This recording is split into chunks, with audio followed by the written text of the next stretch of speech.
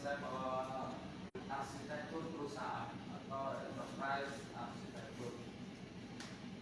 Pada pertemuan pertama, saya membawa Anda kenapa harus belajar EA, kenapa harus belajar enterprise arsitektur. Sementara kita sudah banyak berkutat dengan teknologi IT, belajar networking system, database administrator, banyak mendesain web, dasar-dasar untuk menjadi IT. Nah, suka nggak suka, karena kemarin saya jelaskan bahwa kita akan berhadapan dengan dunia nyata. Ketika Anda berpikir jadi alumni perusahaan, tentu Anda akan bersinggungan dengan namanya perusahaan. Nah, kalau alangkah baiknya kalau kita paham bagaimana sebetulnya perusahaan itu dibangun, dibentuk, sehingga perusahaan itu bisa bagus dalam berbagai sisi. Nah, apalagi kondisi sekarang, di saat globalisasi persaingan yang semakin ketat antar perusahaan, itu mengharuskan perusahaan untuk bisa tetap eksis. Di tengah dunia sekarang berjalan di dunia maya, semua orang informasi ada di genggaman tangan. Maka perusahaan juga harus merubah pola pikirnya, pola berbisnisnya itu mengikuti masyarakat atau customer yang lebih cerdas. Itu yang kira-kira dari pertemuan pertama. Nah, di pertemuan pertama sempat putus saja, ada beberapa juga yang belum tersampaikan, terutama secara keseluruhan seperti apa sih rancang bangun dari sebuah perusahaan. Baik, nggak apa-apa, tapi itu nanti akan saya ulas juga. Di season 2, pertemuan 2 ini, saya akan bawa Anda untuk mencoba mereview sebetulnya konsepnya seperti apa sih sebuah perusahaan dibangun, dirancang, didesain, sehingga perusahaan itu sebegitu kompleksnya bisa tertata. Jadi ada tata kelola perusahaan. Nah, tentu untuk bisa merancang sebuah perusahaan, paling tidak kita harus punya knowledge, punya pengetahuan atau paham bagaimana sebuah perusahaan itu dibangun. Ada sisi-sisi yang komponen-komponen yang harus disiapkan. Jadi di sesi ini kita akan coba mengulas beberapa konsep mengenai arsitek perusahaan. Jadi ini adalah secara global. Tapi ingat bahwa nanti praktek di lapangan, setiap badan usaha atau perusahaan maupun milik negara atau perusahaan bisnis perorangan atau grup bisnis itu punya ciri khas, desain sistemnya unik. Setiap perusahaan punya strategi khusus dalam merancang sebuah perusahaannya, sehingga kita bisa lihat bahwa perusahaan itu satu sama lain ciri khasnya kelihatan. Dinamisasi perusahaan dikelola atau pengelola perusahaannya itu juga khas, unik gitulah. Misalnya ada satu core bisnis yang sama, perbankan misalnya, kita bisa lihat satu bank dengan bank lain itu polanya punya kekhasan dari setiap perusahaannya atau setiap banknya. Tapi kalau sejenis bidang usahanya pasti akan bersinggungan dengan regulasi pemerintah atau kebijakan perundang-undangan pemerintah. Pasti ada standar-standar yang sama yang dikeluarkan berdasarkan undang-undang negara. Contoh yang sama apa? Bahwa semua perusahaan punya kewajiban membayar pajak. Makanya aturan pajak general pasti tidak untuk satu perusahaan. Itulah fungsi dari pemerintah. Ada niat baik pemerintah untuk mengatur kebijakan dalam bidang perusahaan. Jadi nanti kita lihat ulasan komponen-komponennya seperti apa aja. Oke, baik. Jadi sebelum ke sana, hari ini kita akan coba lihat konsep dari arsitektur dan konsep dari desain. Apa bedanya? Orang ada yang desain fashion, tapi nggak dikatakan arsitektur fashion. Jelas ya? Jadi kalau ada desainer sistem, itu itu tentu beda dengan desainer baju misalnya, tata busana. Nah, jadi apa bedanya? Terus di dalam konteks ini bagaimana mendesain atau membuat arsitektur, blueprint, rancangan dari sebuah perusahaan. Oke.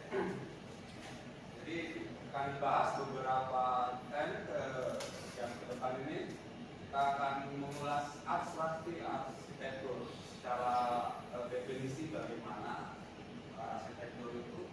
Usah nulis nanti saya kasih juga, saya masak bentuknya. Kalau kurang referensinya masih banyak dari luar juga. Jadi kita lebih ke arah interaktif aja ya, pemahaman dulu di kelas, nanti pendalamannya di rumah.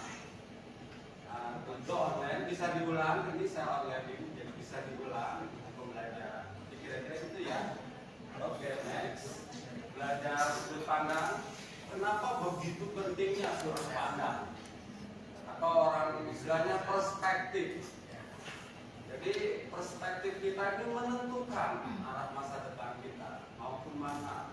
Kalau melihat sesuatu itu dari negatif, dari positif, ada kecenderungan kita aja sebagai warga kadang berpikir negatif terhadap pemerintah, kadang berpikir positif. Nah, jadi pikiran itu, pandangan itu menjadi sebuah sudut pandang dan itu menjadi ciri khas ya behavior, perilaku dari SDM. Oke, nanti ada arsitektur sebagai konsep terpadu. Kenapa harus terintegrasi saat ini? Sistem itu nggak bisa berdiri sendiri, harus terintegrasi. Bahkan di dalam perusahaan sendiri, integrated system itu menjadi kunci untuk mempermudah proses bisnisnya. Ini penting.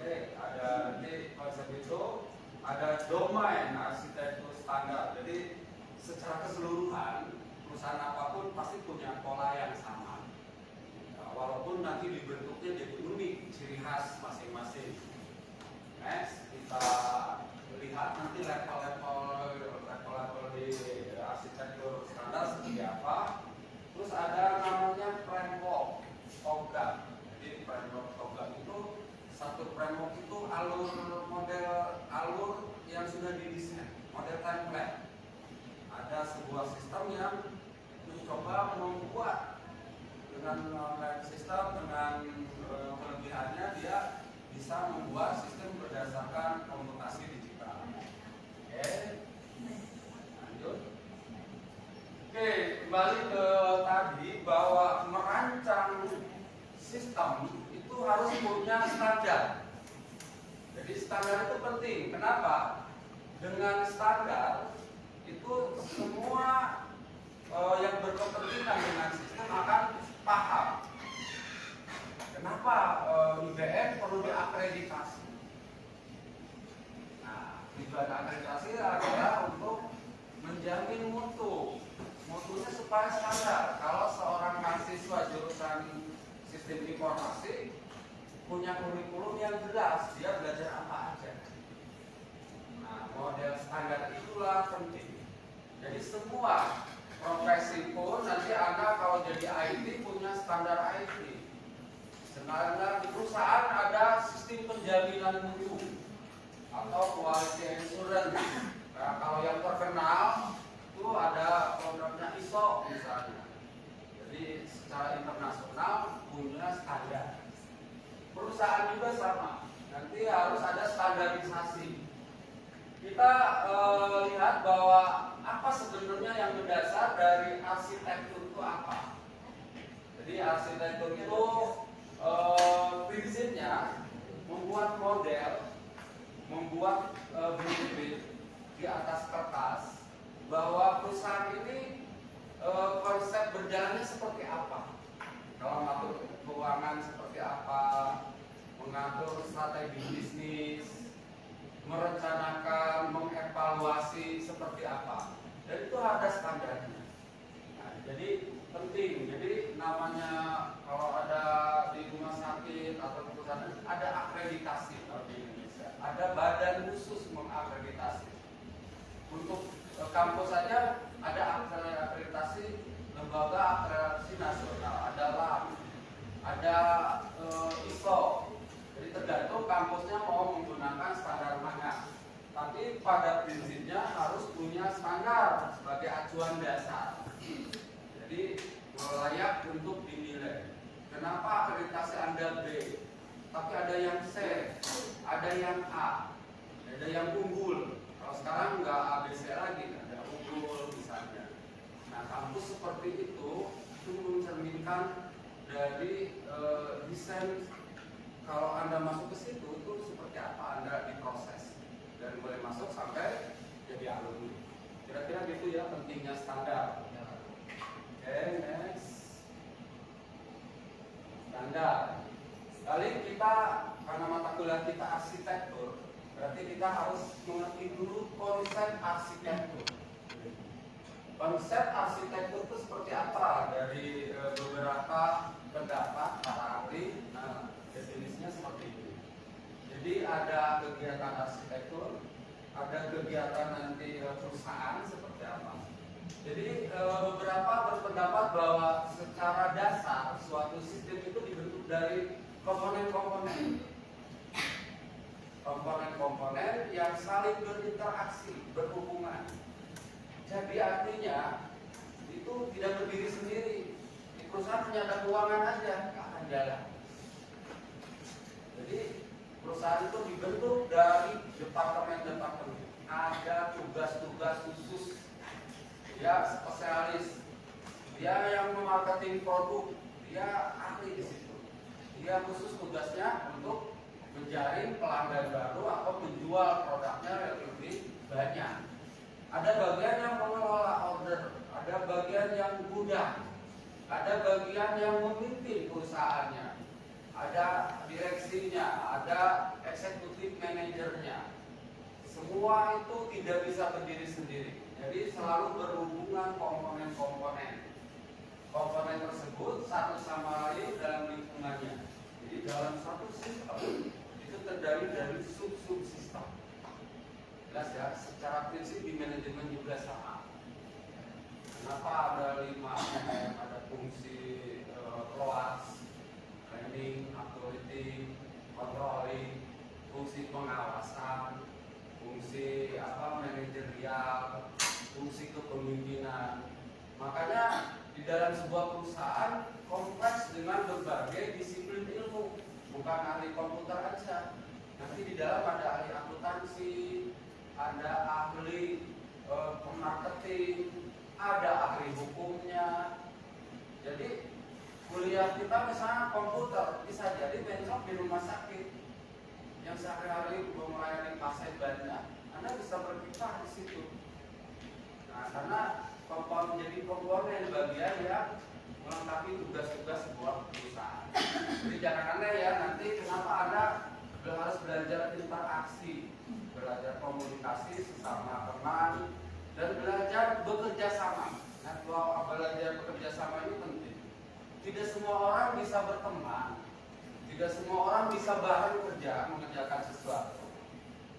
Nah, itu Anda coba skill Anda tingkatkan untuk belajar. Walaupun benci loh, tim kita ini udah kayak apa gitu, sebel banget.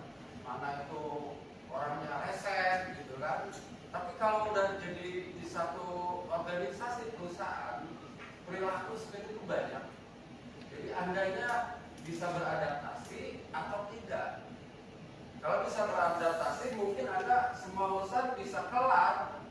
Masuk bagian ini, orangnya bakal masuk sini lama, disenangi itu lebih baik ketimbang jadi dibenci terus sendiri. Nah, itu tidak bagus di perusahaan.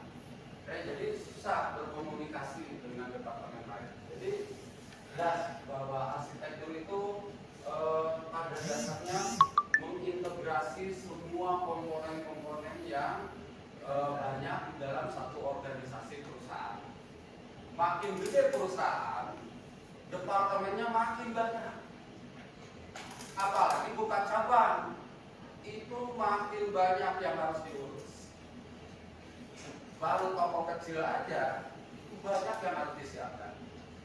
Dari mulai pengadaan barang, dijual, itu hitung margin profit, hitung pembukuan, semua harus disiapkan. Baru toko kecil. Bayangkan kalau perusahaannya punya cabang banyak, apa yang terjadi? Disitulah fungsi tata kelola, desain arsitektur menentukan. Semua orang punya job deskripsi, semua orang punya tugas, semua orang punya beban. Bagian ini tugasnya apa? Dia juga dievaluasi, punya standarnya juga. Misalnya tentang keuangan, tentang akuntansi. Di Indonesia ada standar akuntansi Indonesia. Itu ada standar profesi. Jadi tidak bisa mencatat begitu aja. Itu ada aturan mainnya. Jadi pentingnya sebuah standar dari arsitektur. Jadi kegiatan arsitektur itu adalah kegiatan yang kompleks. Karena si perancang, si arsitek itu harus melihat dari semua sisi. Tidak bisa dari sebelah sisi. Kalau objeknya perusahaan harus mikirin SDM-nya, mikirin strategi bisnisnya seperti apa, terus bagaimana keuangan, bagaimana marketing, semua konsep ada di situ. Jangankan itu, karyawannya aja dari mulai rekrutmen sampai pensiun diurusi. Diatur karirnya, siapa yang dilatih, siapa yang ikut pelatihan, siapa yang didibat, itu tidak sembarangan. Kalau tidak begitu, tidak standar dia. Mau baru masuk nggak langsung kerja kok, training dulu, dikenalkan dulu tiap bagian produksi seperti apa, terus tugas dia apa, teknologi yang digunakan seperti apa. Kalau belum pernah belajar teknologinya, di training dulu. Jelas itu. Jadi itulah sebuah arsitektur. Jadi padat dengan berbagai hal yang harus disiapkan. Arsitektur sebetulnya banyak definisinya. Ada yang mengatakan bahwa arsitektur adalah penemuan, keputusan, dan keputusan strategis tingkat atas. Tingkat atas berarti tingkat pemimpin-pemimpinnya. Nah, jadi banyak. Dan di situ ada karakteristik dan perilaku. Jadi behavior manusianya juga ada ilmunya. Behavior organization itu mengatur bagaimana karakter perilaku orang-orang di perusahaan atau di organisasi. Jadi nanti nggak aneh, ada yang gayanya kayak eksekutif, ada yang tukang ngerompis aja, ada yang tukang menggibah juga, bahkan kalau perlu ada yang saling jatuhkan karena ini karirnya naik. Jadi jangan heran nanti kalau di perusahaan, di organisasi manapun kita akan berhadapan dengan perilaku seperti itu. Tinggal kita bagaimana mensiasatinya. Nah itulah pentingnya sebuah perusahaan bisa menciptakan lingkungan kerja yang kondusif. Oke, deskripsinya seperti ini. Nanti Anda silakan secara prinsip bisa referensinya jauh lebih banyak di internet juga bisa di searching. Tapi secara umum bahwa arsitektur dari sebuah perusahaan itu melibatkan komponen-komponen yang saling berinteraksi dan di situ dibuatkan model arahnya perusahaan ini visi misinya mau kemana, disesuaikan dengan kalau di perusahaan itu ada namanya statuta. Jadi statuta itu mengatur hak kewajiban karyawan, terus proses bisnisnya juga dibuatkan. Jadi ini kompleks. Jadi kegiatan desain atau mengarsitектuri sebuah perusahaan. Terus bedanya ada desain. Kenapa ada definisi desain? Jangan orang desainer perusahaan, yang ada desainer fashion, nama ya banyak tuh. Terus apa bedanya? Sama-sama membuat model. Apa bedanya? Oke, kalau desain itu adalah realisasi dari konsep arsiteknya. Jadi proses membuat model baju itu digambar tapi langsung diwujudkan. Ada di realisasinya. Kalau gaya jas seperti apa? Digambar dulu sketnya, sudah itu dibuatkan modelnya langsung, kadang direalisasi langsung. Jadi desain itu lebih ke arah langsung membuat prototipe-nya. Jadi setelah digambar, blueprint-nya udah tergambar, itu desain ini kadang-kadang ada kekurangan ketemu. Di situ ada proses namanya daur ulang dari sistem, jadi ada life cycle-nya. Kekurangan itu akan ketemu ketika direalisasi. Jangan-jangan blueprint ini kalau dijadikan ada kekurangannya bisa banyak kelihatan ketika modelnya dibuat. Nah nanti prosesnya seperti ini. Jadi realisasi suatu konsep atau ide dalam bentuk gambar, pastinya dalam bentuk model globalnya itu akan targetnya adalah ditetapkan pada modelnya, pada barangnya. Jadi pada bisnisnya seperti apa. Ini beberapa satu tip dari beberapa referensi. Dari Terence Law ini juga membuat definisi. Jadi silahkan definisinya kalau ujian sudah mesti satu orang. Anda bisa merangkum dari beberapa para ahli, para peneliti garis besarnya. Saya lebih suka kalau ujian apa yang Anda definisikan, apa yang Anda ulas dari hasil baca Anda. Jelas ya? Menyimpulkan. Jangan kayak anak TK. Ya, arsitektur adalah ini sampai titiknya apa. Jika begitu kita belajar lebih dewasa lagi sebuah konsep baca, setelah itu Anda buat ringkasannya, buat ulasannya, buat analisa Anda.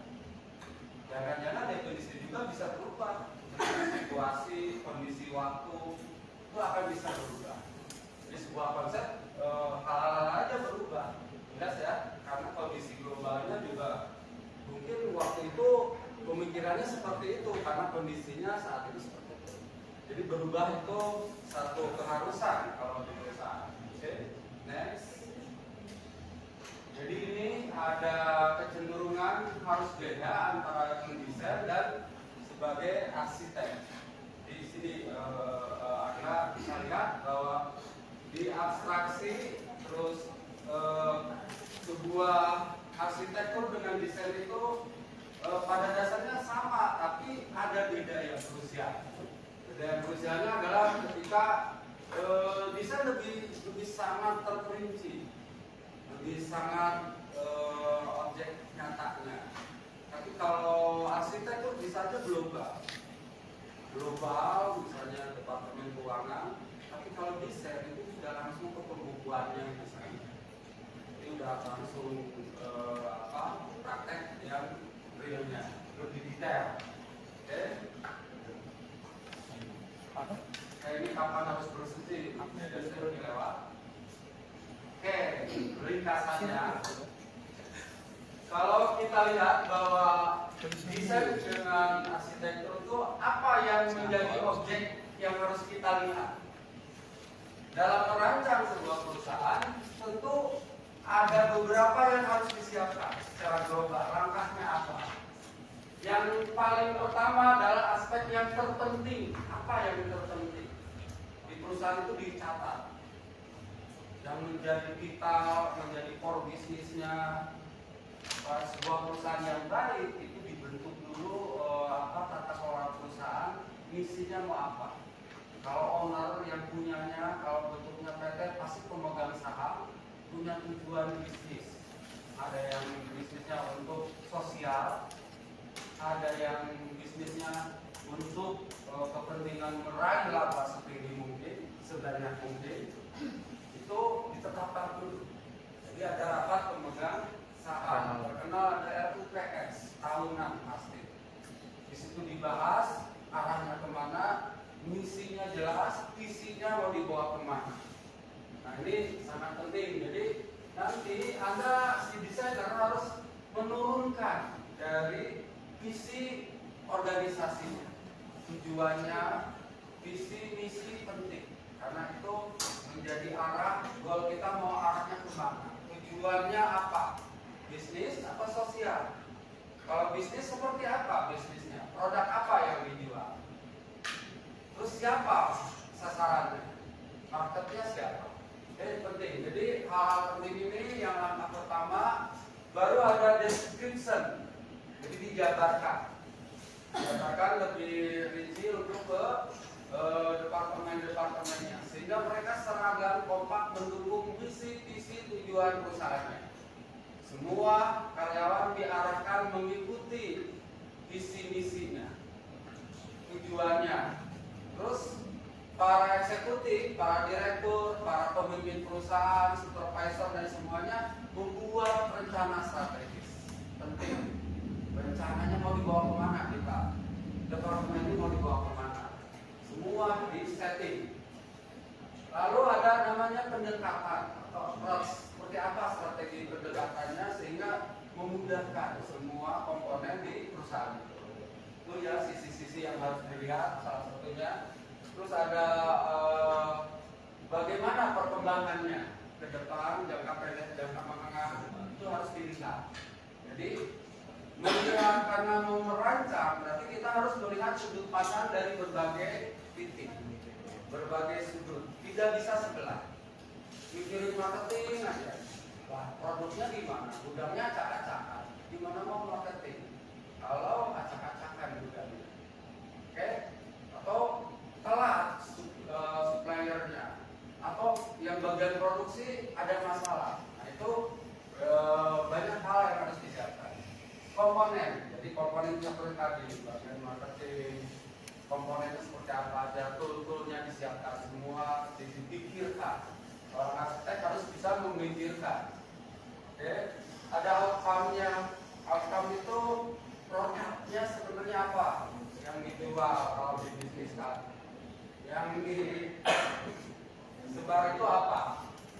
Kita tahu bahwa perusahaan ada bentuknya, ada yang perusahaan bentuk jasa, jual jasa, ada yang jual produk, ada banyak tuh jualan, ada yang spesialis untuk melatih SDM, jasa pelatihan. Jadi banyak perusahaan jasa bisnis itu berbagai aneka produk di masyarakat bertebaran. Dari produk elektronik, otomotif, komunikasi, semua perusahaan. Jelas ya? Jadi outcome-nya seperti apa? Fokusnya kita kemana? Perusahaan ini fokusnya misalnya bisnis jasa, bagaimana persaingannya, bagaimana menyiapkan bahwa dia bisa bersaing dengan perusahaan sejenis. Itu penting. Fokusnya, arahnya mau di kemana. Ini menentukan sekali perkembangan dari maju mundurnya sebuah perusahaan. Terus teknik implementasinya seperti apa? Mendesain produk aja ada strateginya. Ada yang strategi dasar, misalnya bagaimana membuat sebuah produk bisa laku, bisa dikenal, baik nama atau produk itu bisa dikenal. Juga bisa online misalnya, salah satu strategi dari outcome perusahaan. Bagaimana perusahaan mempermudah dari konsumen sehingga konsumen bisa bertransaksi lebih cepat, lebih mudah, lebih bisa bersaing dari harga. Nah itu adalah strategi dari outcome-nya. Kayak ini kira-kira kalau saya simpulkan dari definisi tadi bahwa kegiatan mengarsitektur atau mendesain itu ada objek-objek yang harus dilihat sudut pandangnya. Oke, kalau kita lihat nyatanya sebetulnya kegiatan arsitek apa? Salah satunya adalah membuat model. Blueprint, cetak biru perusahaan itu menggambarkan model-model yang ditulis dalam standar tertentu. Ada aturan lain, ada diagramnya khusus. Jadi kalau Anda belajar basis data, ada diagram misalnya entitas. Apa itu entity diagram? Entitas. Nanti ada relasi antar entity. Jadi misalnya entitasnya adalah mahasiswa, punya atributnya apa, Atribut itu apa? Atribut adalah bagian yang melekat dari entitas, ciri khas. Entitas mahasiswa pasti punya nomor induk mahasiswa, nama prodi, fakultas, nama kampusnya apa. Apalagi online sekarang ngaku-ngaku mahasiswa. Sekarang langsung dicek di kementerian. Oh, kuliah di IBN, prodi ini semester ini. Jadi sekarang online, mau dosen juga ngaku-ngaku nggak bisa, mau terdaftar sekarang. Semua digitalisasi memudahkan kita mengecek. Wartawan ngaku-ngaku wartawan mana dicek. Sekarang mah nggak bisa, dicek langsung. Jadi ceknya ini itulah salah satu strategi pemerintah. Tata kelola pemerintah juga sama seperti sebuah enterprise gede yang mengatur saking banyaknya negara ini harus diatur, makanya dibuat instansi-instansi terkait yang ngurusi pajak, yang ngurusi keuangan negara, yang mengurusi aparatur negara, SDM-nya. Saking gedenya negara adalah perusahaan raksasa, big enterprise, semua kompleks. Bayangkan kalau jadi presiden, semua sisi dia nggak boleh sebelah mikirnya, satu sudut aja. Dia harus memikirin dari rakyat kecil sampai tata kelola negara. Jadi begitulah cerdasnya seorang presiden. Oke, kita lihat bahwa model asisten itu digambarkan seperti apa. Model itu digambarkan ada simbol-simbol. Jadi diagram itu adalah gambar. Bentuknya gambar menjadi sebuah model. Model adalah representasi yang harus mengikuti aturan formal. Jadi nggak sembarangan membuatnya. Kalau di basis data entitas bentuknya kotak, jangan kamu ganti jadi lingkaran. Nanti orang Inggris bingung dari lulusan Harvard, ini entity apa relationship. Nah, tapi kalau standar, kamu yang buat, orang Inggris yang baca pasti ngerti karena bahasanya simbol. Simbolnya diakui bahwa bentuk entitas itu adalah persegi panjang. Jelas ya? Ini dasar. Walaupun tidak menggunakan kata-kata bahasa Inggris, Anda menggambar, gambarnya bisa dimengerti oleh orang lain, negara lain atau bahasa lain. Itu pentingnya standarisasi. Jelas ya? Makanya kalau di mata kuliah object oriented, Anda diajarin ada diagram UML. Pernah kan? Bagaimana ada aktor? Tahu aktor yang gambarnya orang kayak aktor itu siapa? Aktor itu bisa orang, bisa sistem, bisa departemen, itu adalah aktor. Terus aktor berhubungan dengan internal dari sistemnya, digambarin ada kotak, di dalam kotak ada fungsi-fungsinya, tugasnya, ada yang menginput, ada yang apa, terus sampai report. Terus sistem ini siapa yang mengakses? Ada external system. Gambarnya sama, Anda mau gambar di sini, orang Inggris juga ngerti. Kalau use case bentuknya seperti ini. Nggak usah pakai omongan juga, orangnya bisa tahu alirannya. Jadi hubungan interaksi antar simbol penting, jelas ya. Dan itu standar internasional. Orang kita yang lihat gambar kita, ya sama aja. Entity ya begitu, relasi antar bagian gimana, itu bentuknya standar. Oke. Terus terakhir, kalau Anda mengakses sosial media, terutama ada metadata. Facebook juga ada kan metadata. Ada. Apa itu metadata? Tidak tahu. Kalau Anda di TikTok juga ada metadata. Oke, jadi metadata di sini konsepnya. Jadi metadata itu sebuah model juga.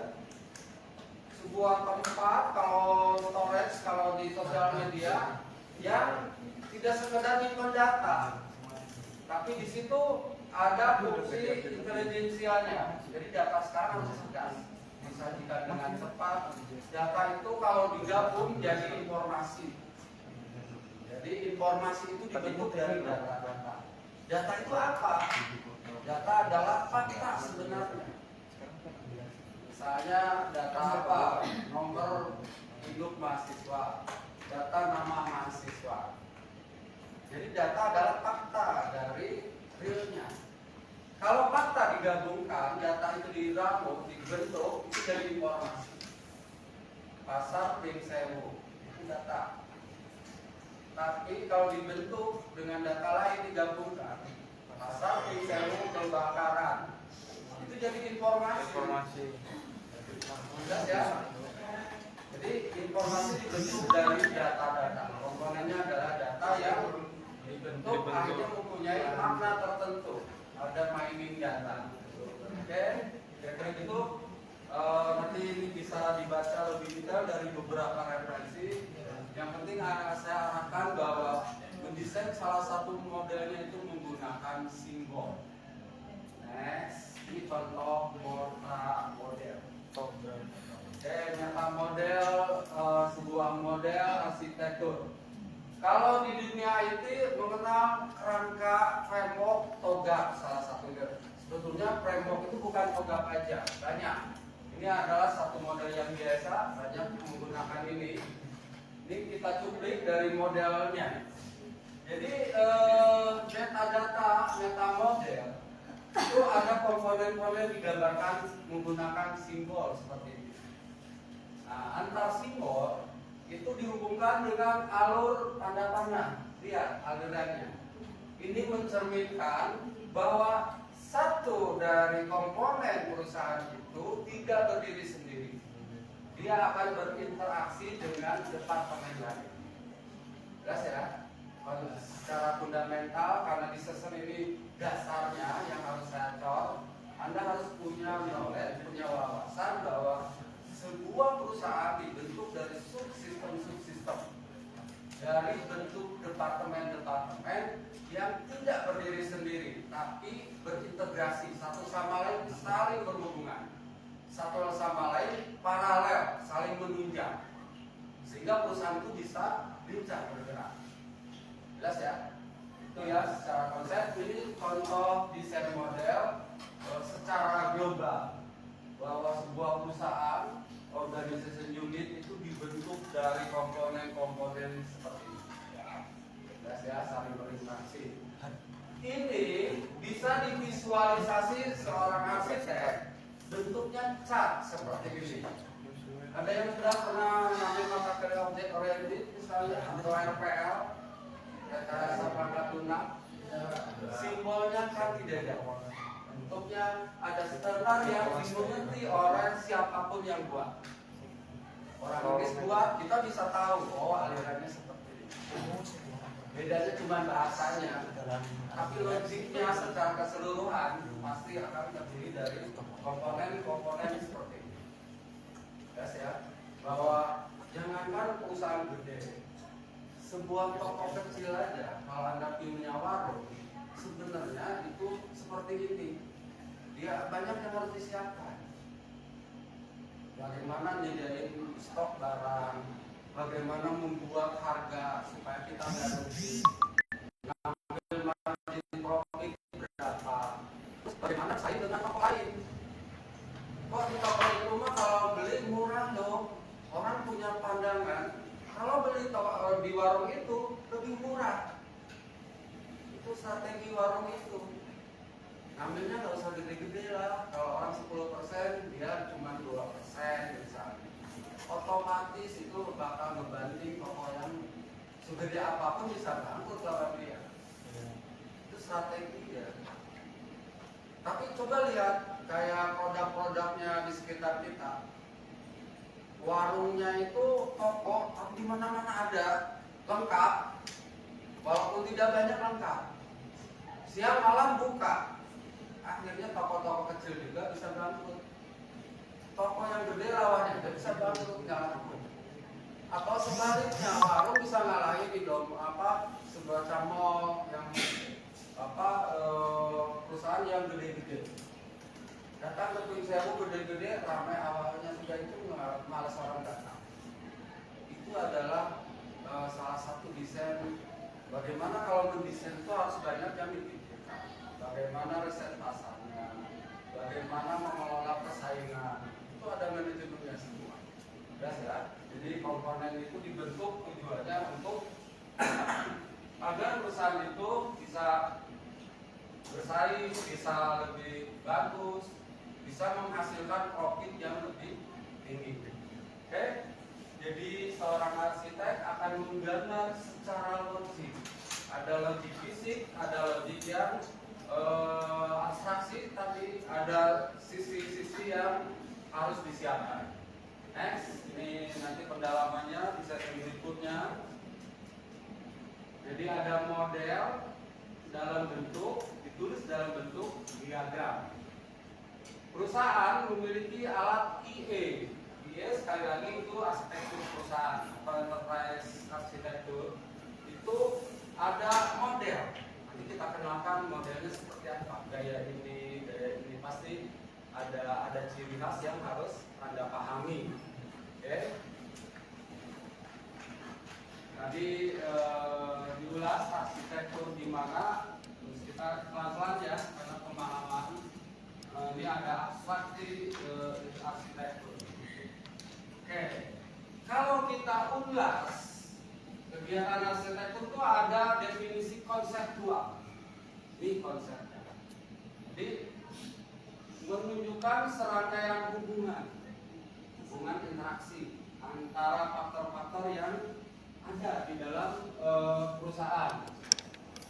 Terutama ada diagram yang mendefinisikan entitas, objek, ataupun mewakili konsep entitas. Jadi yang Anda pelajari dari semester kemarin ada diagram flowchart, ada brain mapping, diagram semua.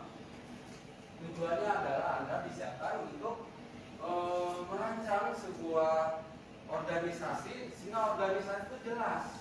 Dari bagannya aja gak usah cerita, dari bagannya aja kelihatan alurnya, struktur organisasinya seperti apa. Terus kalau SOP-nya, standar of procedure. Jadi perusahaan yang baik harus punya standar of procedure, SOP. SOP-nya misalnya bertransaksi di TikTok seperti apa. Orang melihat produk dan itu langsung masuk WhatsApp, setelah masuk WhatsApp dihubungin, langsung delivery order langsung masuk bagian delivery. Jadi transaksi transfer, ada yang menggunakan paymentnya seperti apa, ada yang COD langsung bayar di tempat, ada yang menggunakan dana GoPay misalnya, dana menggunakan kartu kredit, banyak sekali itu.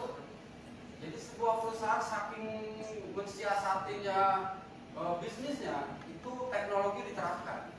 Yang dulu manual sekarang harus bisa masuk ke genggaman tangan setiap orang. Kalau Anda buka sosial media, tiba-tiba nyelonong menawarin produk, jangan aneh. Itulah sebuah perusahaan yang bisa untuk berkompetitif, dia harus bisa masuk langsung ke orang-orang yang tepat. Kira-kira gitu ya, itu salah satu contohnya. Oke, ada arsitektur logik. Jadi logika. Kalau logika berarti sesuatu itu urutannya seperti apa? Komponen ini interaksinya apa fungsinya? Satu komponen ini punya interaksi dengan siapa, dengan departemen apa, tugasnya apa, kewajiban yang harus dia emban seperti apa. Nah, itulah logiknya seperti apa, digambar setiap komponen. Oke, ada arsitektur fisik. Beda dengan logik. Kalau tadi logika berpikirnya, cara berpikirnya seperti apa sistem itu. Tapi kalau fisik sudah lain. Itu adalah misalnya bagaimana menyiapkan infrastruktur teknologi. Di manajemen kan harus disiapkan manusianya, materialnya seperti apa, ada metodenya seperti apa. Jadi ada banyak 5M-nya harus bergerak semua. Nah, contoh misalnya kalau fisik infrastruktur IT, bagaimana kalau di situ kerjaan online pasti ada teknologi client server. Ya kalau Anda belajar di network engineering mata kuliah jaringan tentu akan diajarin bagaimana sebuah penyimpanan data itu ada teknologi yang bisa diakses dari layar lebar, teknologi virtual, bagaimana menerapkan teknologi misalnya clouding computing. Clouding computing saat ini server fisik itu berisiko, tapi bagaimana nyimpen data itu secara online juga. Ada perusahaan yang menyediakan cloud, jadi perusahaan memangkas efisiensi, nggak usah nyuruh orang merawat server, nggak usah orang nyuruh pasang kabel. Tapi sekarang teknologi dipermudah lagi, ada teknologi clouding. Cloud computing itu sangat manfaat, mengefisiensikan. Sehingga dampaknya apa? Kalau meeting, rapat perusahaan nggak mesti tatap muka begini, langsung di handphone masing-masing. Orang direkturnya bisa merintah manajer keuangan yang lagi bargaining, yang lagi lobby, yang lagi apa. Dalam waktu yang sama bisa langsung kita meeting. Mungkin direkturnya di kantornya, mungkin bagian salesnya lagi di pasar apa. Semua bisa serentak. Itulah kelebihan dari infrastruktur teknologi. Jadi teknologi itu memudahkan proses bisnis perusahaan. Jelas ya? Jadi ini contohnya. Jadi itu arsitektur fisik, mau manual ataupun digital. Ini batas tadi ya. Oke, secara konsep sebuah perusahaan ibarat bangunan yang di dalamnya banyak sekali yang harus disiapkan. Umpamanya nanti ini kekecilan, kalau digedein enggak. Nanti makanya filenya nanti saya sediain di grup, saya kirimin ke grup untuk dipelajari. Jadi dengan saya kuliah nggak usah lagi berpikir kayak dulu harus nyata harus apa, sampai rumah bukannya dibaca, dikuang, kadang-kadang pakai ganda kepala seperti itu. Nah, sekarang lebih enak lagi, handphone mau gunakan. Siap hati bawa-bawa, jangan main Facebook aja. Satu waktu harus belajar memanfaatkan bahwa teknologi itu bagaimana menunjang Anda dalam proses pembelajaran. Selain itu boleh bisnis, boleh apa, boleh mengerjakan hobi, ya. Jadi manfaatkan. Ada sebagian waktu Anda untuk mempelajari mata kuliah Anda. Next, ini model konseptual atau jadi konseptual selalu dibentuk dalam bentuk salah satunya diagram arsitektur yang menggambarkan hubungan konsep-konsep atau komponen-komponen terkait. Next, ini contoh arsitektur konseptual. Mungkin untuk awal itu Anda bingung dengan bentuk-bentuk seperti itu. Justru Anda tugas Anda adalah menggambarkan interaksi ini. Jelas ya, seorang arsitek produknya adalah desain blueprint. Blueprint gambar diagram seperti ini salah satu konsep-konsepnya. Saya pernah merancang database rumah sakit. Itu saya lakukan 2 tahun, tebalnya segini. Jadi buat entity relation misalnya klinik seperti apa, gawat darurat seperti apa. Ternyata satu rumah sakit itu kalau dicetak tebalnya segini, 5 gini masih belum digambar semua. Jadi mendesain enggak kata-kata, tapi menggunakan diagram yang dimengerti secara internasional atau nasional. Dari kampus manapun akan dipaham dengan model seperti ini. Jadi ada salah satu produknya adalah logical physics atau lapisan fisiknya itu digambar seperti ini.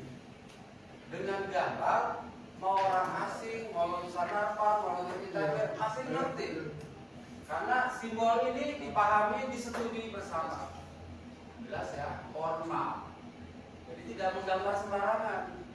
Anda bukan pelukis yang aliran abstrak, tapi pelukis yang harus mendengarkan yang menikmati lukisannya. Dengerin dulu dia mau lukisan apa. seperti di rumah makan, koki itu mendengarin pesannya. Oh sediain steak, jadi orang kokinya memasak sesuai pesan, pasti dimakan. Jelas ya? Oke, jadi mendesain ini penting dan produknya dalam bentuk bagan atau cat seperti ini. And the next kita lihat arsitektur konseptual itu sebetulnya ada aliran logika. Misalnya seorang user di sistem kemana dia alirannya? Mengalir. Terus setiap entitas ini punya fungsi.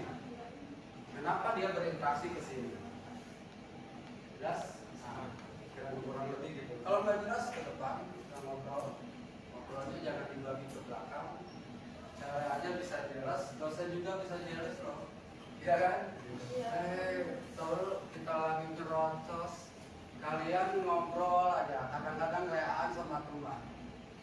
Nah, kira-kira begitu jelas nggak? Jelas ya. Kalau ada manusia pasti punya rasa yang sama. Oke, perhatiin dan itu penting. Gak usah nyatet kata saya juga. Slide ini saya bagiin. Gak ada yang saya pelitin. Kalau perlu saya cariin. Bukunya banyak. Gak usah beli. Banyak orang luar negeri banyak yang baik. Dikirimin bentuk-bentuk referensi banyak. Mbah Google juga diriin banyak. Ya. Jadi sekarang nyatetnya nggak usah nyatet, mau di handphone Anda aja sudah tersedia. Yang paling penting bagi Anda adalah membuka pikiran Anda. Untuk membuka itu tidak bisa berdiri sendiri juga. Kadang butuh guru, kadang butuh pakar. Kenapa ada ahli? Menteri aja ada ahli menteri, ahli kementerian. Kenapa? Karena tidak semua mungkin menteri itu menguasai masalah. Jadi ada ahli-ahlinya. Next kita lanjut bahwa bentuk produk dari kegiatan arsitektur adalah salah satunya bentuk blueprint dan bentuknya diagram simbol. And then next kita lihat tadi konseptual. Logik. Ini contoh logik. Kalau Anda belajar jaringan, Anda belajar teknologi jaringan dibentuk, itu sebuah perusahaan juga ada jaringan computingnya. Pusat data di mana, kliennya di mana, bagian marketing, bagian keuangan, bagian IDM, semua harus terintegrasi. Ingat, satu bagian itu nggak bisa berdiri sendiri. Saya mau bikin manual aja, nggak bisa. Jelas Anda harus membuat integrasi. Kenapa harus integrasi? Pertanyaan. Integrasi itu bisa memudahkan, memaknai sebuah masalah itu. Kalau dari sisi keuangan, dari sisi SDM, dari sisi apa, lengkap datanya. Sehingga para pimpinannya bisa menyimpulkannya itu jelas berdasarkan fakta dan data. Jadi data itu sangat sakti bicara. Gambar satu itu kalau diurai bisa jadi satu buku. Saking banyak kata-kata menjelaskan sebuah gambar. Makanya jangan salah. Gambar itu lebih sakti juga. Orang dari jauh foto kirimin ke istrinya. Oh ternyata banyak, jadi sebuah gambar itu bisa memaknainya baik. Jelas ya. Sebuah perusahaan foto-foto dokumentasi itu sangat penting. Orang mungkin sepele foto gitu. Tapi bagi orang cerdas dibalik itu dianalisa. Ini wajah yang sering muncul ini siapa? Oh jangan-jangan di kelompok ini ada penyelundup. Oh itu siapa? Gedein cari informasi. Oh ini orang apa?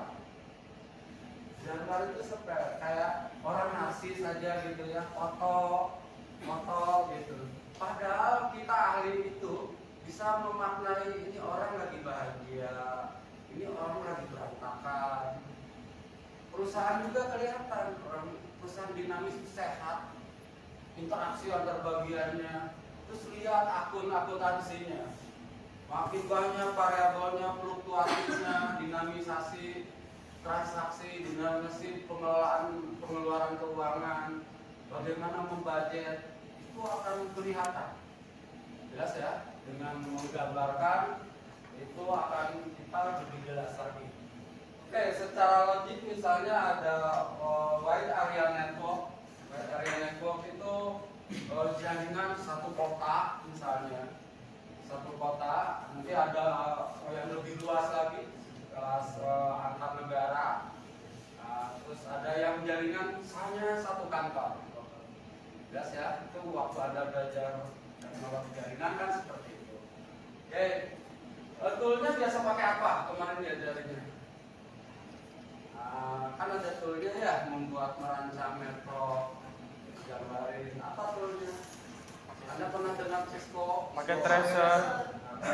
Ada Cisco ya. Iya, Pak. Memudahkan. Logic itu sebetulnya logic dari sebuah prototype sistem yang gede. Jadi misalnya komponen workstation accounting berapa? Terus workstation 1 fungsinya apa?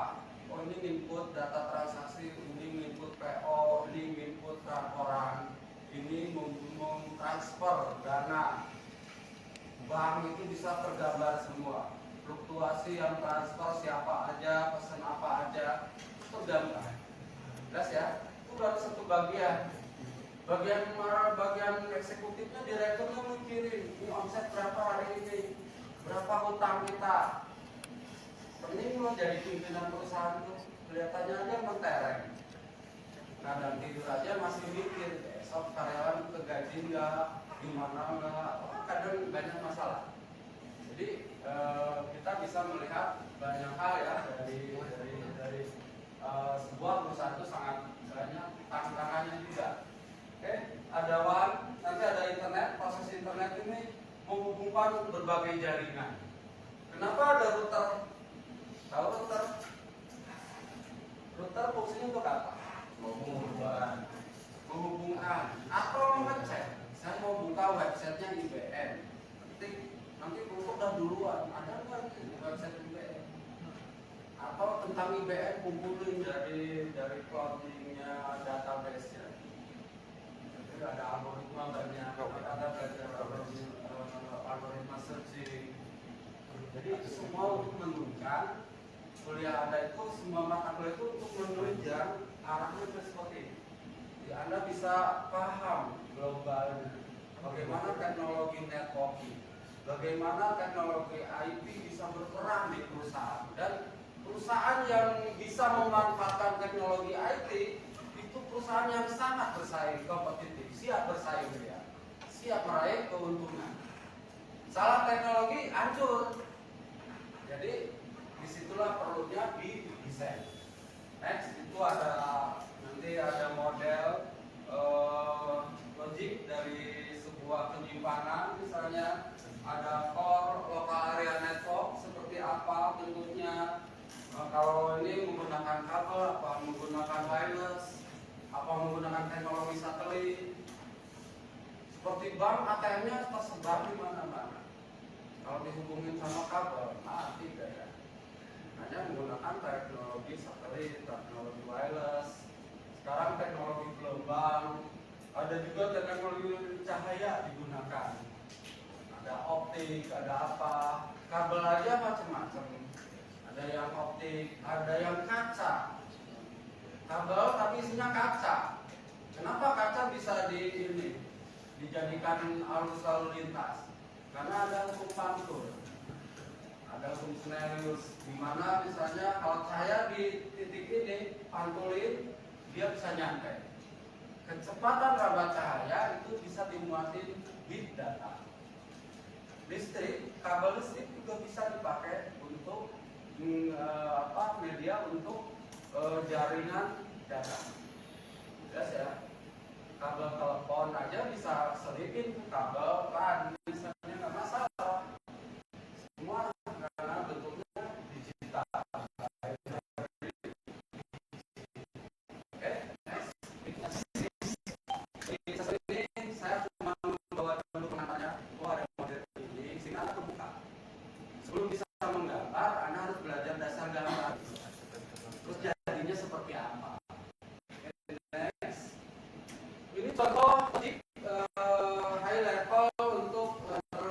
analis arsitektur.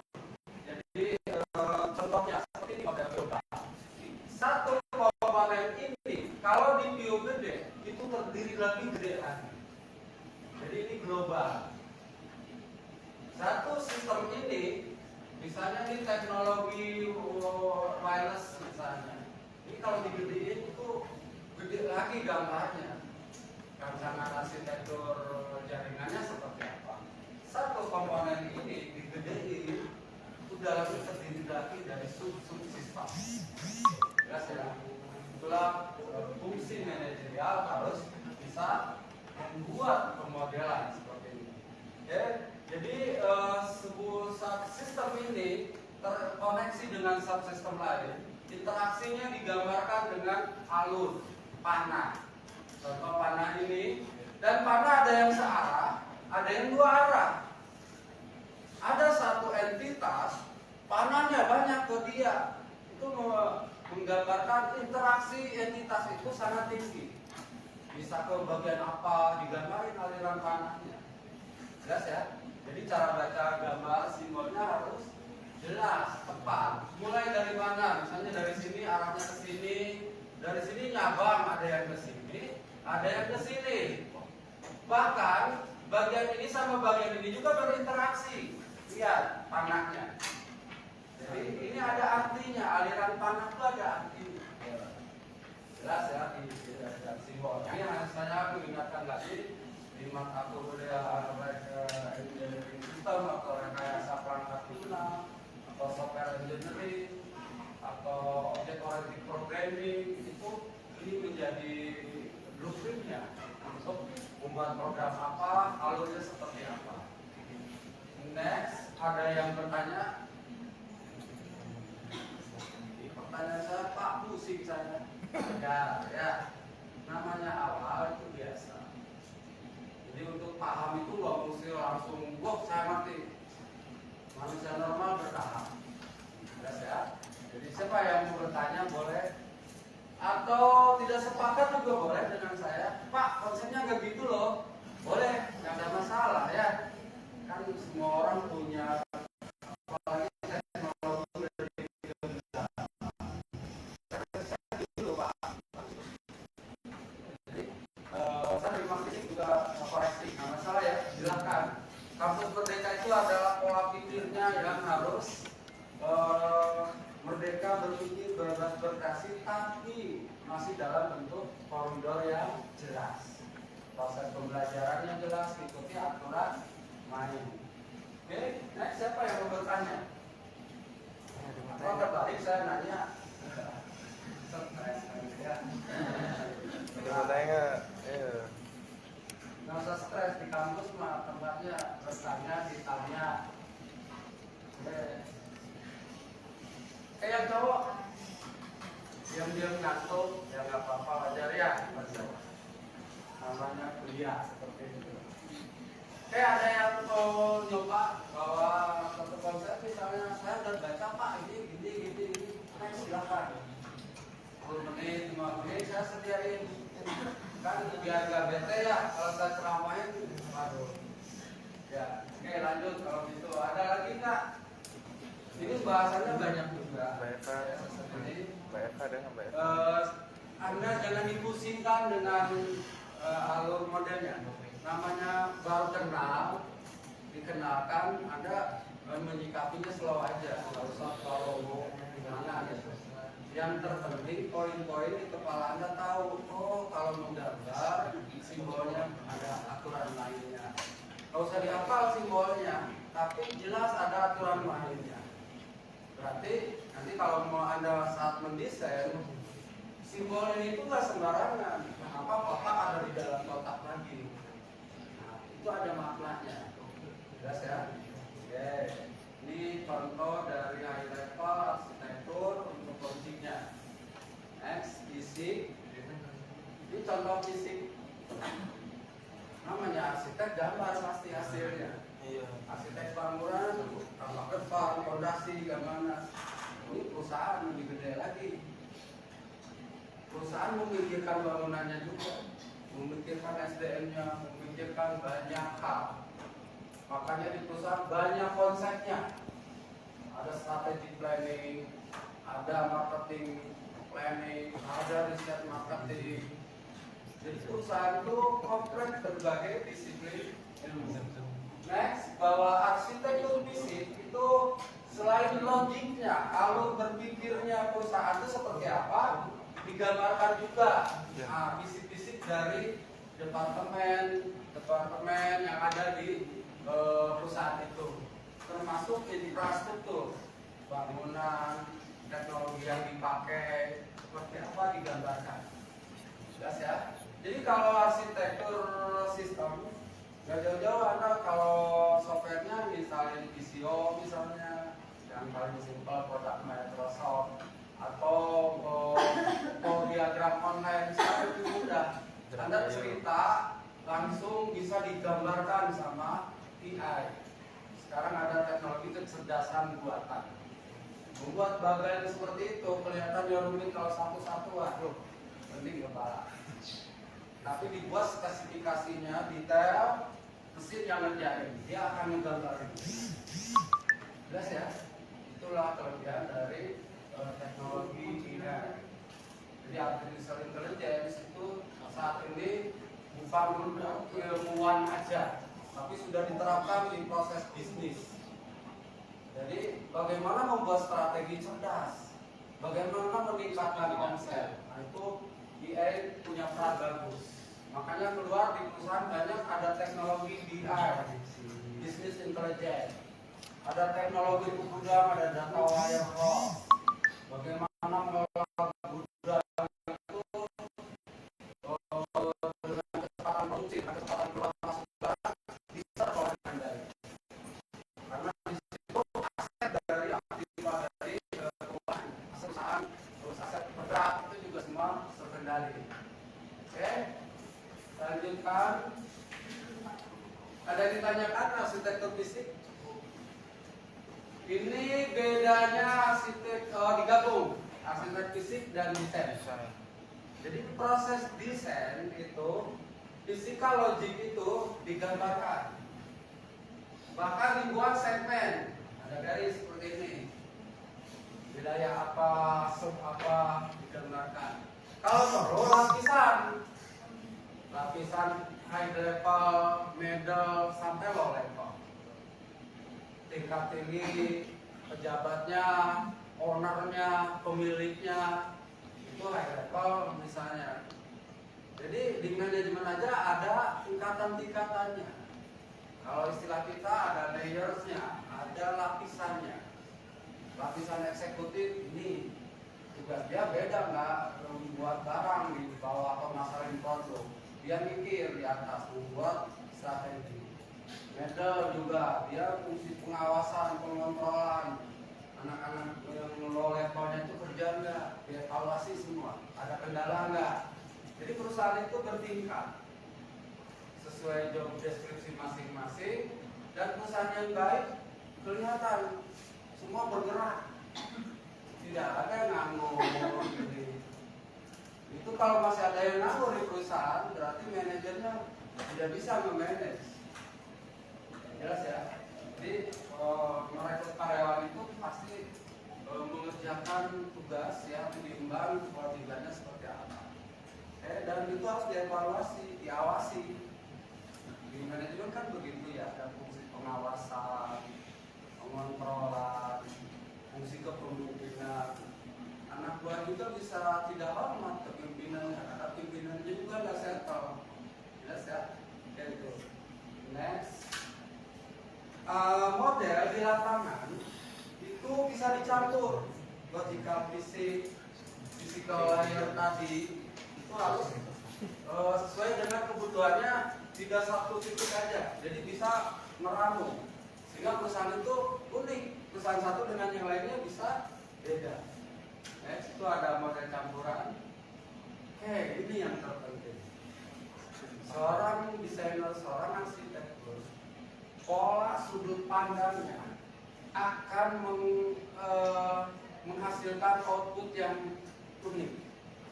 Kalau arsiteknya cerdas, dia bisa membuat model bagus, maka nanti perusahaan jadinya itu tidak jauh dari gambaran dia. Kalau Anda memesan arsitek gambar bangunan, arsitek yang jeli begitu di gambarnya udah diterapkan jadi model, pasti rumahnya nyaman.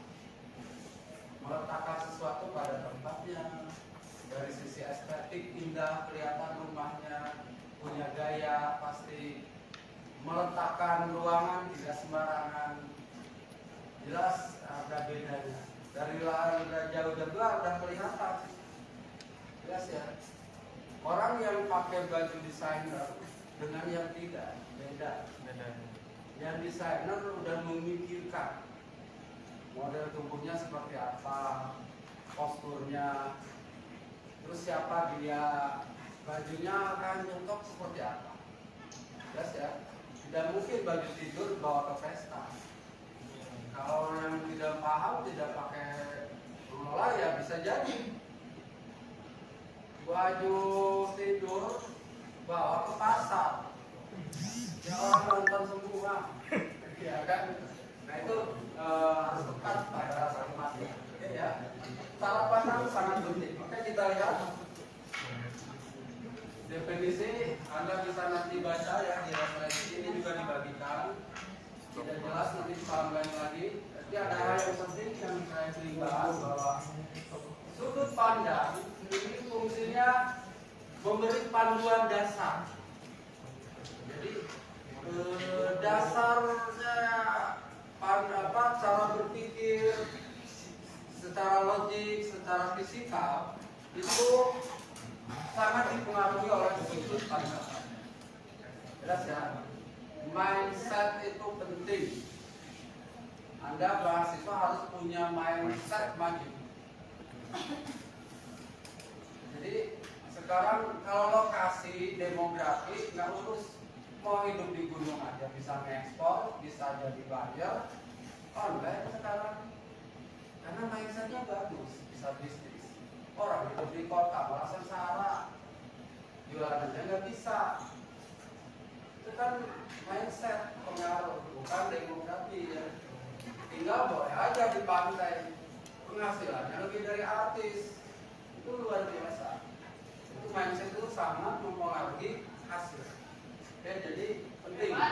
Sudut pandang itu akan menghasilkan desain yang bagus. Kalau dia knowledge-nya bagus, seorang arsiteknya kreatif, itu akan menghasilkan sebuah desain yang kreatif juga. Selain itu adalah strategi bisnis penting sekali. Mau online kah, mau manual, tradisional kah, atau digabung, itu semua dari sudut pandang bukan aja perancang, tapi pemilik juga harus punya konsep. Konsepnya, saya ingin perusahaan saya seperti ini. Sehingga yang menggambar itu jelas. Oh, ownernya, pemiliknya ingin ini lebih bagus. Oke, next. Sudut pandang kalau di teknologi arsitektur itu dibuat model tabeling seperti ini. Jadi tabeling apa yang menjadi sudut pandang, misalnya concernnya, elemennya adalah arsitektur concern, merancangnya ke arah mana. Oke. Terus stakeholder, pemiliknya siapa? Pemilik itu punya keinginan perusahaan saya maju, perusahaan saya ingin kenal di semua tempat. Nah, itu pemilik seperti itu. Omsetnya sehari 5 miliar. Nah, si arsitek itu mikir gimana sehari supaya omsetnya 5 miliar. Nah, itu contoh. Model employment, model pegawai SDM-nya seperti apa. Jadi kalau targetnya 5M dalam sehari, kira-kira pegawainya harus yang seperti apa? Jelas ya, employment. Ada source juga sama, nanti ada outcome. Kira-kira aset akhirnya seperti apa? Next. Langkah sudut pandang sama aja, jadi dimodelkan di contoh. Misalnya nanti setelah saya bagi Anda pelajari definisi. Di bisa Pak. Ini bahan untuk kajian. Nah, kalau 13 next session Anda nanya. Ya, Pak, saya lihat gambar itu nih. Jangan dulu. Ini apa? Namanya awal. Teknik itu karena mau ngerti. Iya. Awalnya pusing, wah ini susah. Terus dengan sabar dilakukan, mau jadi expert, jadi ahli. Iya. Dari putus asa, kalau sulit itu bagian dari hidup, slow aja. Yang paling kan tidak berhasil mati ya. Selesai aja mati urusan yang puasa. Iya. Slow ya, jadi harapan yang seperti itu. Oke ya, jadi ini silakan. Nanti ada kerangka sudut pandang bahwa sebuah enterprise itu ternyata ada sisi-sisi yang harus disiapkan, yang harus dilihat, dipikirkan, dirancang. Oke. Next, kita coba ini rada-rada detail. Oke, kita balik. Saya lebih suka banyak gambar kalau ngajar, karena gambar itu lebih menjelaskan daripada omongan. Dua konseptor arsitektur itu punya ranahnya, jadi punya cakupannya. Tidak semua bisa digambar, ada batasannya. Kenapa Anda kalau bikin skripsi karya ilmiah juga ada pembatasan? Tidak semua bidang ahli, semua masalah dipikirkan, nggak akan terpikirkan. Tapi paling tidak Anda punya sasaran-sasarannya, dan sasaran itu mewakili sistem yang bakal bagus. Kira-kira gitu ya. Oke, konseptual arsitektur di dalamnya terdiri dari salah satunya ada bisnis driver bisnis tool. Alat bisnisnya seperti apa? Apa yang digunakan untuk proses bisnisnya? Teknologi kah, IT kah, para ahli kah, para ahli di bidang-bidangnya. Nah, itu menentukan. Dan visi perusahaannya seperti apa. Saya ingin perusahaan yang global menguasai dunia. Kalau lihat perjalanan Microsoft, Bill Gates itu dulunya biasa proyek kecil, nggak sendiri, berkolaborasi sama temannya. Lama-lama temannya juga bisa, dia juga nggak sendiri lagi, membangun lagi sistem, membangun lagi koneksi dengan berbagai dari luar, merekrut para pakar. Produknya uji beta dulu, kirimin ke perguruan tinggi, ke profesor, suruh diuji. Sehingga produknya seperti Windows aja, itu terus ada versinya. Ya, jelas ya? Itu konsep sebuah perusahaan yang didesain kan. Jelas ya?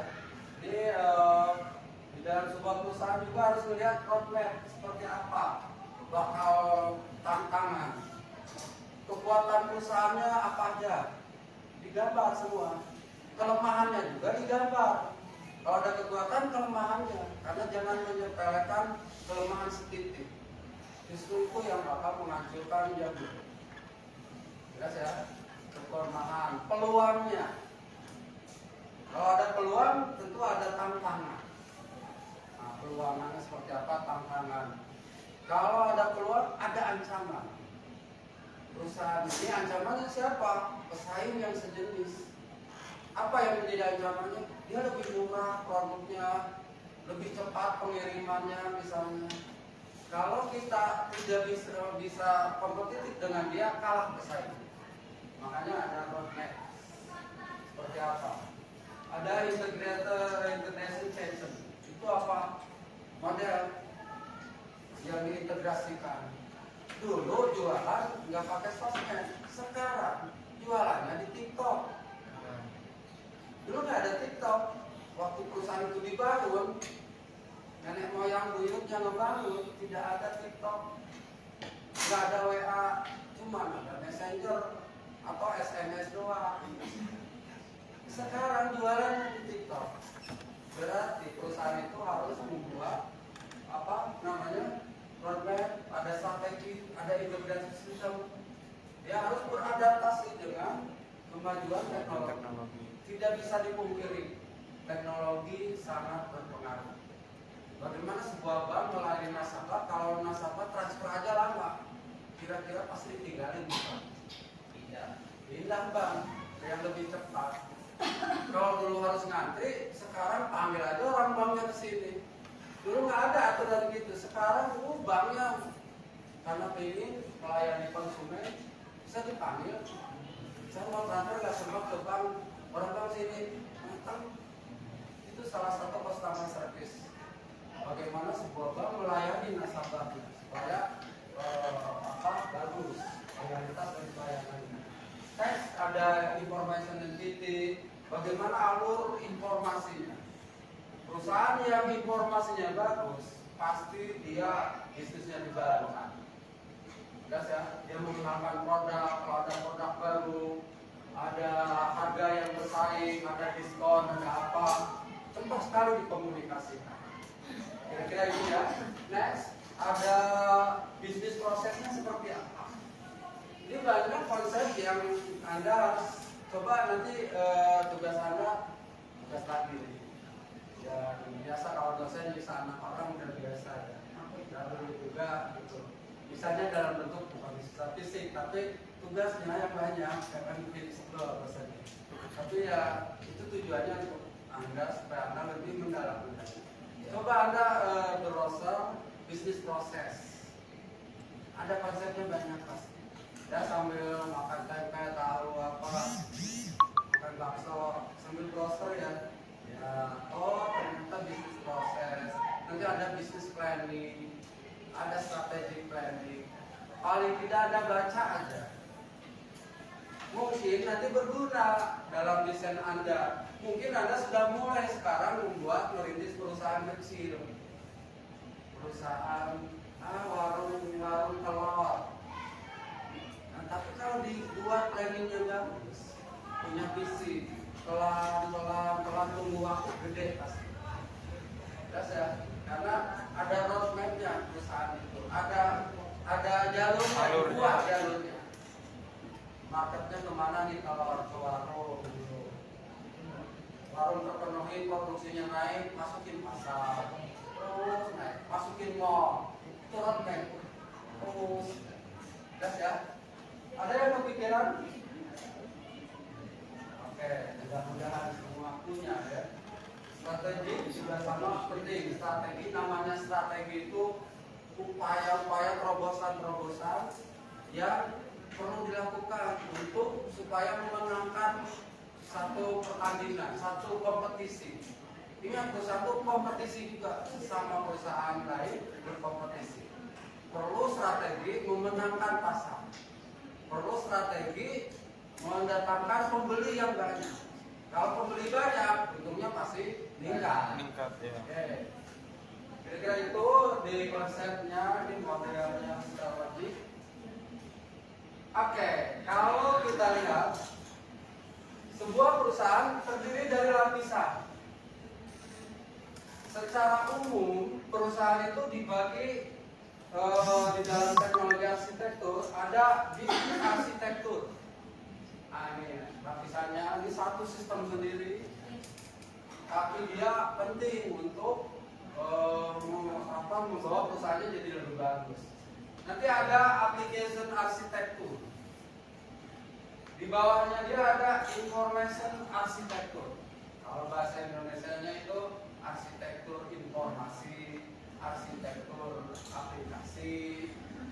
Ini bisnis proses. Bagaimana sih perusahaan itu prosesnya seperti apa alurnya? Gambar. Di bawahnya baru bagian ada technical arsitektur.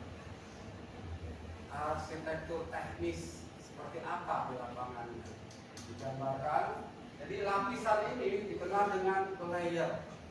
Makanya konsep EI di enterprise arsitektur itu akan terdiri subsistemnya seperti ini. Ada arsitektur bisnis. Apa itu? Di dalamnya ngomongin strategi, visi, tujuan perusahaan, proses perusahaan dari tumbuh kembangnya seperti apa, struktur organisasi, tata kelolanya ada di sini. Jadi kalau ngomongin manajerial ada di sini. Jelas ya? Next ada arsitektur aplikasi. Baru di sini ada teknologi-teknologi IT, infrastruktur, layanan. Terus kalau berbisnis ada website seperti apa, kalau di TikTok, di website, di WA seperti apa teknologi integrasinya. Terus transaksi terus terintegrasi dengan bank mana yang bekerja sama dengan kita, itu adanya di arsitektur aplikasi seperti ini. Next ada arsitektur data informasi. Jadi namanya data itu adalah bahan baku informasi. Jadi data mesti dilindungi. Kenapa di kuliah Anda ada teknologi keamanan data, keamanan informasi? Tujuannya di sini perannya. Bahwa perusahaan itu perlu menyimpan data dan datanya harus dilindungi. Jebol data berarti informasinya bisa jadi sama pesaingnya udah kebaca. Dibaca gambarnya, oh ternyata omsetnya ini, terus biaya operasional sekian. Dia bisa membuat strategi baru, bisa menjatuhkan perusahaan. Maka data mesti dienkripsi, mesti dilindungi. Jelas ya? Melindungi data itu bagian dari kegiatan. Bahkan negara ini ada satu badan khusus untuk melindungi data. Dan itu kadang peminatnya PNS jarang. Kadang-kadang kuotanya nggak kepenuhi. Ya namanya untuk sandi negara. Informasi presiden, informasi apa itu dilindungi enkripsi data. Sampai tanda tangan kan sampai sekarang tanda tangan bukan mini lagi, tapi tanda tangan digital. Next itu adalah arsitektur aplikasi, arsitektur informasi, arsitektur teknis. Jadi ini namanya layer dari secara umum perusahaan itu punya layer-layer seperti ini saat ini. Next. Definisi silakan nanti sudah jelas. Oke, kesimpulan kuliah hari ini ya Pak. Saya mengenalkan bahwa sebuah perusahaan kalau dirancang itu terdiri dari lapisan-lapisan. Ada sudut-sudut pandang. Lapisan yang pertama adalah lapisan yang namanya arsitek dari konsep perusahaannya seperti apa. Ya, perusahaan ini penting. Jadi industri apa kalau bentuknya industri? Kalau perusahaan jasa apa? Terus visi, misi, tujuan, goal itu penting. Jadi itu yang mendasar sehingga perusahaan itu bisa menggunakan teknologi, bisa arahnya jelas.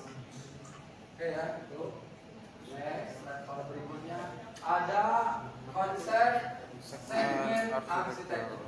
Jadi tadi itu ada lapisan, ada model-modelnya. Anda diajak untuk memahami bahwa kelihatannya kecil perusahaan, tapi ternyata kalau kita ulas itu akan besar juga. Next, konsepnya nanti ada semacam globalisasi dari ranah arsitektur itu dijabarkan lagi ke bawah seperti ini arahnya. Jadi dijabarkan pemodelannya sebuah sistem di bawah ini itu terdiri subsistem. Hari ini saya ajak Anda untuk menyadarkan Anda bahwa satu kotak ini, satu departemen ini terdiri dari banyak subsistem semua. Mau di level atas, lapisan atas, bawah, menengah atau di middle juga sama. Oke, kita lihat kesimpulannya. Tabel tadi kuliah kita.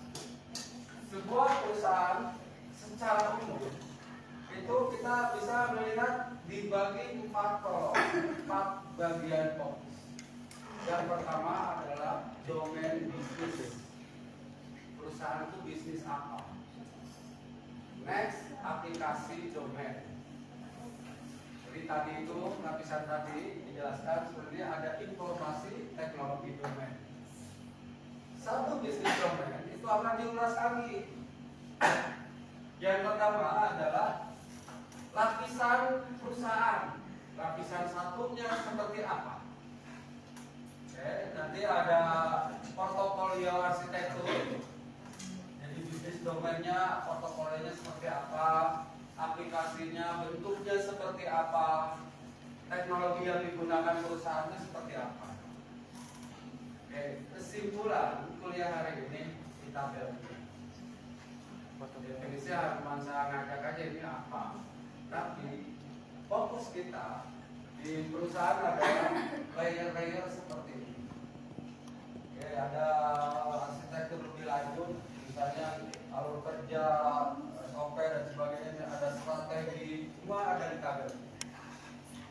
Makanya nanti kakinya saya kalau saya lupa namanya manusia. Bisa di blok atau di mana bisa. Oke, next. Ini lebih dalam lagi. Satu kotak ini terdiri dari lagi.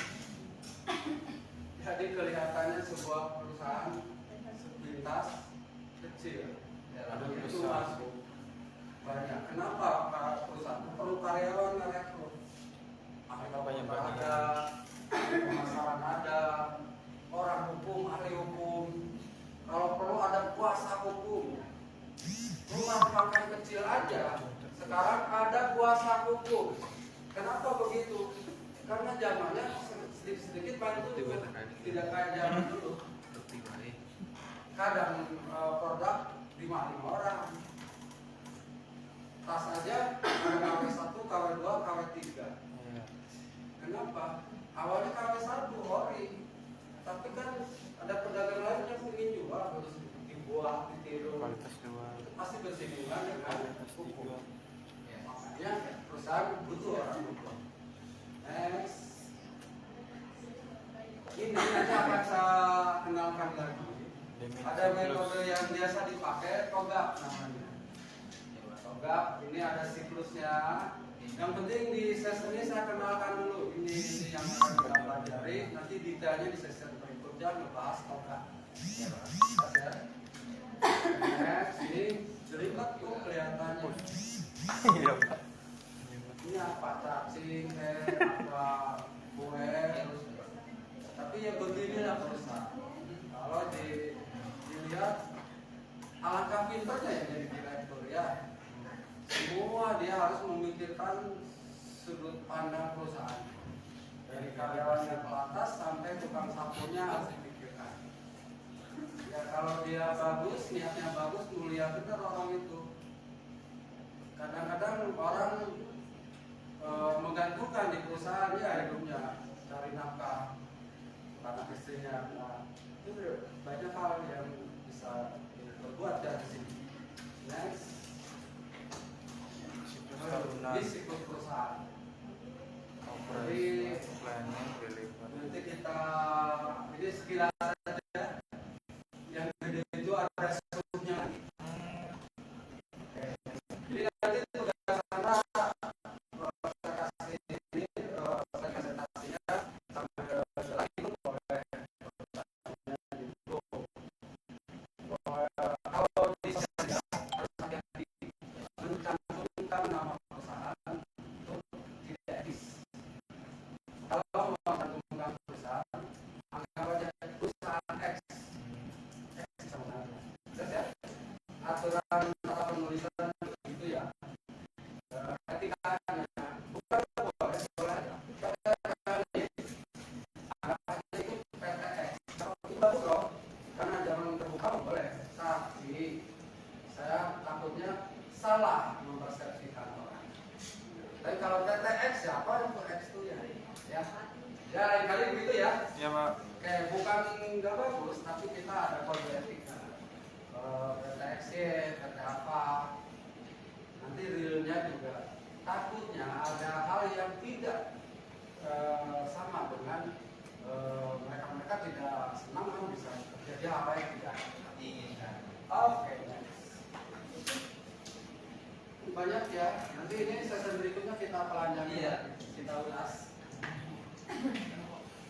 Oke, jadi kegiatan arsitektur secara global itu banyak hal. Sebuah perusahaan itu terdiri dari banyak sekali ilmu dasarnya juga, ranah bidang keilmuan juga, larut banyak. Makanya perusahaan merekrut berbagai disiplin ilmu untuk membantu supaya perusahaannya lebih maju, bisa bersaing.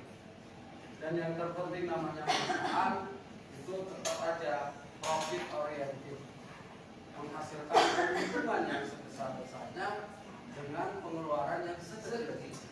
Itu konsep bisnis seperti itu. Jelas ya?